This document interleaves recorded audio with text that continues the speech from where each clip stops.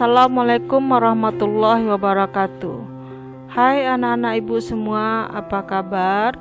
Mudah-mudahan anak-anak semua tetap dalam lindungan Allah Subhanahu wa Ta'ala dan tetap menjaga kesehatan. Oke anak-anak ibu, kali ini kita akan masuk materi baru, yaitu tentang menyusun naskah prahmen. Anak-anak ibu, sebelum ibu melanjutkan tentang menyusun naskah prahmen, apakah Ananda semua pernah menyaksikan atau melihat naskah prahmen pemain drama? Nah, kalau belum, baiklah kita akan mengupas di sini tentang penyusunan naskah prahmen.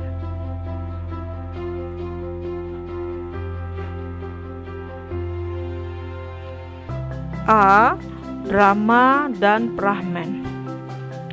Prahmen adalah cuplikan, petikan, bagian atau pecahan dari sebuah drama atau cerita. Dalam kata lain, prahmen dapat diartikan drama pendek.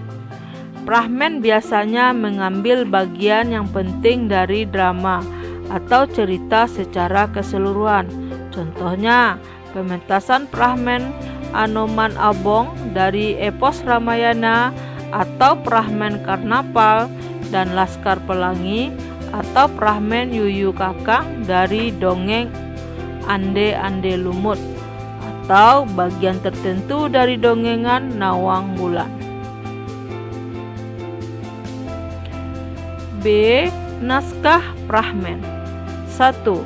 Menurut Kamus Besar Bahasa Indonesia, naskah adalah karangan yang masih ditulis dengan tangan yang belum diterbitkan. Yang kedua, menurut Imam Suryono, drama adalah istilah dalam bahasa Yunani yang berarti suatu aksi atau perbuatan. Sedangkan dramatik adalah jenis karangan yang dipertunjukkan dalam suatu tingkah laku, mimik, dan perbuatan. Di Indonesia dikenal istilah sandiwara yang merupakan sebutan lain dari drama. Kata sandi artinya rahasia dan wara artinya pelajaran. Sedangkan orang yang memainkan drama disebut dengan aktor atau juga disebut dengan pelakon. Yang ketiga, menurut Moulton, drama adalah hidup yang dilukiskan dengan gerak atau disebut dengan live present in action. Yang keempat, menurut Ferdinand Brunei, drama haruslah melahirkan kehendak dengan action. Dan yang kelima, menurut Sendra Tasik, naskah drama merupakan bahan dasar sebuah pementasan dan belum sempurna bentuknya apabila belum diceritakan. Jadi, naskah drama juga sebagai ungkapan pernyataan penulis atau yang disebut dengan playwrights yang berisi nilai-nilai pengalaman umum, juga merupakan ide dasar bagi aktor. Dan yang keenam, menurut Balthazar Falgin, drama adalah kesenian melukiskan sifat dan sikap manusia dengan gerak. C. Unsur-unsur naskah prahmen. Yang pertama adalah tema. Tema adalah ide atau gagasan pokok yang penting dijadikan sebagai dasar dalam pengembangan cerita dalam prahmen. Yang kedua adalah latar. Latar adalah keterangan mengenai tempat, ruang, dan waktu di dalam sebuah cerita. 3 bagian dari latar yaitu yang pertama latar tempat, yang kedua latar waktu, dan yang ketiga latar suasana. Yang ketiga, tokoh dalam penokohan adalah sifat yang diceritakan dalam suatu cerita. Watak atau disebut juga dengan sifat tersebut akan dimainkan melalui sebuah pementasan atau acting. Terdapat 3 jenis watak, yaitu A. Protagonis, B. Antagonis, dan C. Tritagonis.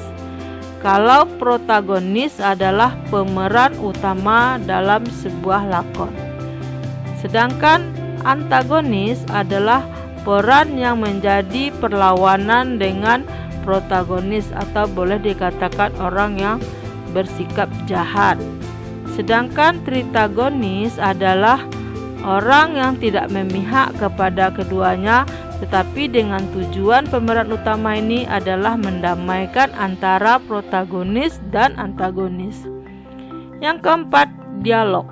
Dialog adalah ucapan para tokoh, sedangkan lakon adalah gerak tubuh. Yang kelima, amanat. Amanat adalah pesan yang disampaikan melalui alur cerita dan percakapan antara tokohnya.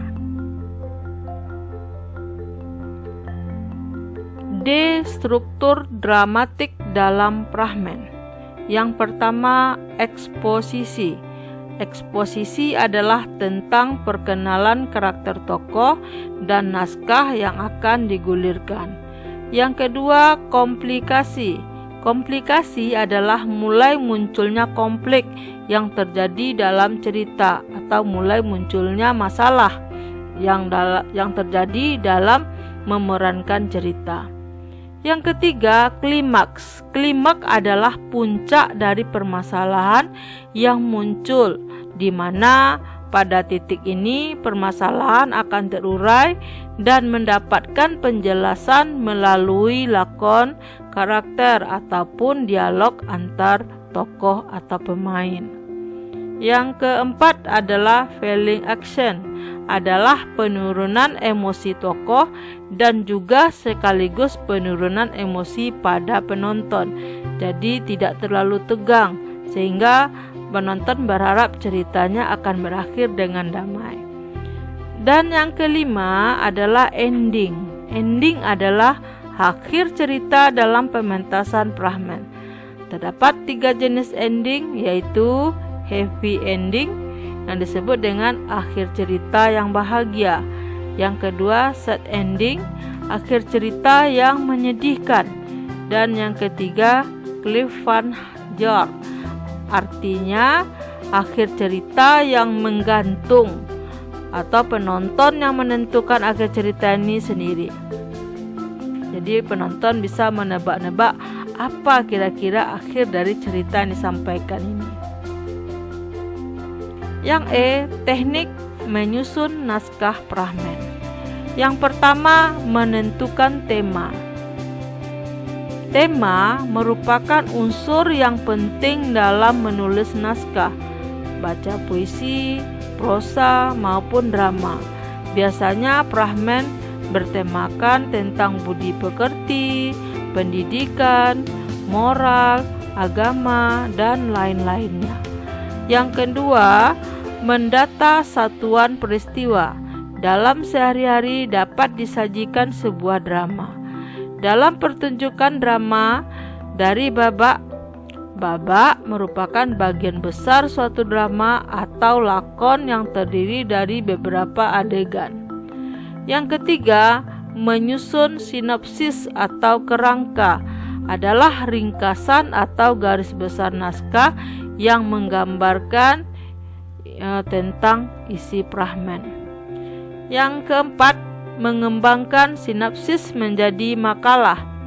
3 langkah menulis drama seperti menentukan tema, mendata satuan penting, dan menyusun data satuan peristiwa tersebut menjadi sebuah naskah drama atau satu babak.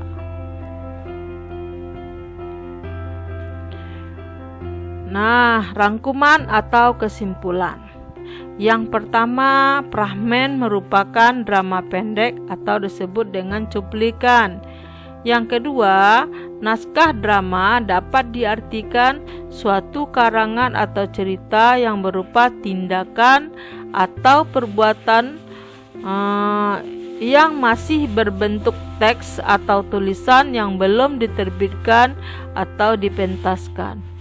Yang ketiga, unsur naskah dalam Prahmen, yaitu tema, alur, tokoh, latar, dan amanat. Dan yang keempat, langkah-langkah dalam menyusun sinopsis, dalam menyusun naskah fragmen, antara lain menentukan tema, demikianlah penyampaian Ibu apabila ada kata-kata dan mendata atau pesan yang tidak peristiwa. sampai secara baik. Ibu mohon maaf. Ibu sudahi dengan Assalamualaikum warahmatullahi wabarakatuh.